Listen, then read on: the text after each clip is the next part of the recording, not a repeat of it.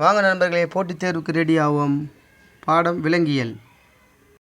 மனித உடலில் இரத்த அழுத்தத்தை அளப்பதற்கு பயன்படுத்தும் கருவி எது? ஸ்பிக்மோமேனோமீட்டர்.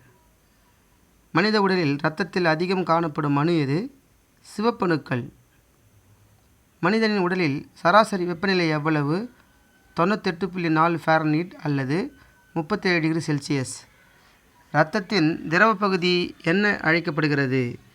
பிளாஸ்மா. மனிதனின் நரம்பு அமைப்பின் அடிப்படை அலகு எது? நியூரான். மனிதனின் கண்களில் உள்ள நிறமூட்டும் பொருள் எது? மெலனின்.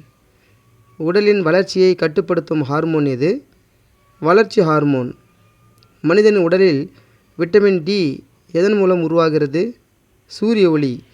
மனித உடலில் உணவை செரிப்பதற்கு உதவும் அமிலம் எது? ஹைட்ரோகுளோரிக் அமிலம். மனிதனின் மூளையின் பாதுகாப்பு மண்டலம் எது? தலைக்கூடு, skull. For more videos, subscribe.